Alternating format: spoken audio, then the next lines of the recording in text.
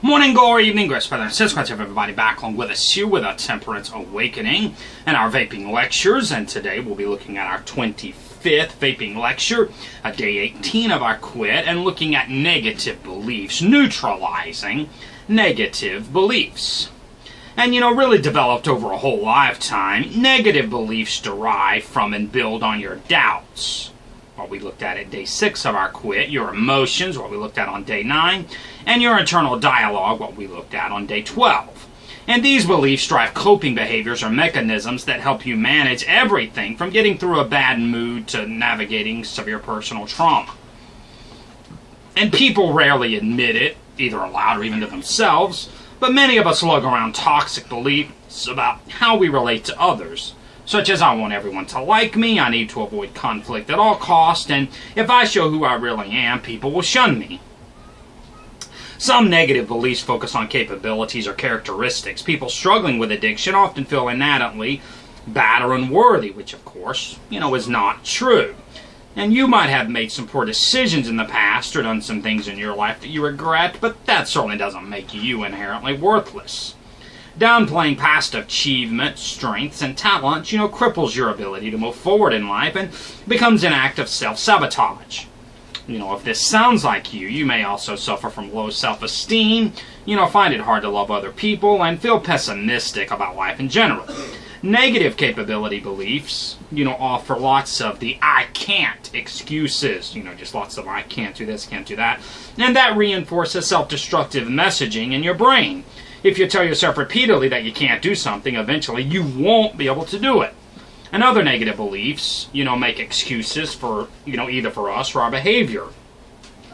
Addicts commonly use everyday situations like arguing with a spouse or boyfriend or girlfriend, gaining weight, having a bad day, missing a valuable opportunity, not getting a job, a promotion, a raise, or, wasting money.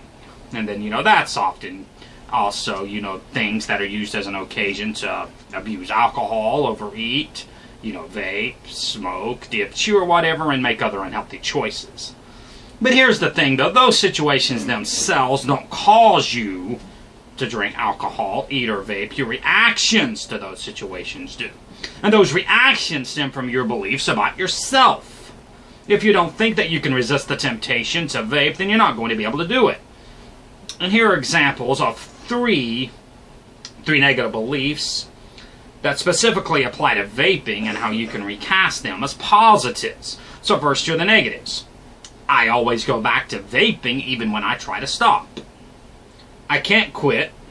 That's the second one. Then number 3, I never had any bad side effects, so vaping really isn't that bad. But then here, though, are 3 positive, turning these 3 negatives into 3 positives. Number 1, if I can stop for a few days, I can stay quit for longer. Number 2, I can quit because I don't vape anymore. The number 3, I'm fortunate that I haven't had any bad side effects yet, but lots of other people have, so I need to stop before that happens to me. And negative beliefs are a choice. You can choose to swallow them, wallow in them, or let them overtake you. Or you can choose to neutralize them. And let's deactivate that. And now looking at our teen talk here, which is validation. Validation.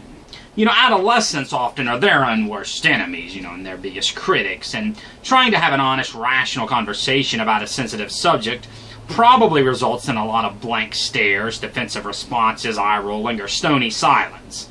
Teenagers can prove notoriously uncommunicative with their parents because they don't believe that their parents understand what they're experiencing, or because they believe that they'll freak out about something. A good tool to use in those cases is validation. Listen actively and pay attention, make eye contact, stay interested, and focus on what you're hearing rather than how you want to respond. Calmly recognize and accept your teenager's feelings, ideas, or opinions. As this validation does not mean that you agree with or approve of unhealthy behavior or habits, it just means that you acknowledge that your child has his or her own thoughts or feelings. That's it. When you do speak, use I feel statements, like I feel in quotation marks. For example, I feel frustrated when you roll your eyes because I feel like you're not taking what I'm saying seriously. And it's harder for them to argue with how you feel, plus it helps them understand that their negative beliefs are impacting you negatively as well. You know, and sometimes your teenager's going to try to shut you down. I know, Ugg, we've talked about this before. You know, but hang in there and remain lovingly persistent. You know, this isn't a one-time conversation. And keep the lines of communication open. And so now, looking at our assignments for today, of course, as always, continue with, you know, hand-to-mouth therapy and nicotine replacement therapy if you're doing that. And keep doing the visualization exercises. And now we're going to look at our quit kit. Looking at today's new assignment, which is day 18, neutralizing our negative beliefs. If you got the textbook, that's on page 183. And of course, be ready to write some things down here, like especially if you don't have the textbook, or, you know, like I say, always say, even if you do, if you're putting this in a journal or, you know, something else. Of course, our book here really didn't have a lot of space. You might want to consider that, even if you do have the textbook. So, so here are 6 things here, and I'll try to write these 6 down. You might not have all 6, but try to get at least, you know, be honest about it. You know, be honest about these negative beliefs. That's the thing here. You know, number 1, you may not have all 6, and then number 2 here, you might have your own. You know, you might have your own kind of negative thought that isn't started by these things here. But to get us started, though, here are a few here. Negative, talking about negative beliefs about yourself. Number 1, I always blank. You know, I always blank, you know, whatever it is that you might always do. Number 2, I can't. I can't blank. The number 3, I'll never. You know, I'll never blank. Number 4, I'm a blank. I'm a blank. Number 5, my relationships suffer because blank. My relationships suffer because blank. When things go wrong, the last one here, when things go wrong, I blank. When things go wrong, I blank. As I said, you know, just to be honest, you know, whatever one of those, you know, applies to you, if they all do them all, or, like I said, you know, if there's something I didn't, you know, maybe your negative thoughts didn't begin, you know, with the words that I used, you know, write that down. And now what you're going to do is you're going to rewrite each of those negatives into a positive. You know, rewrite those negatives into a positive. And so, you know, it's very important stuff there, very important assignment for today.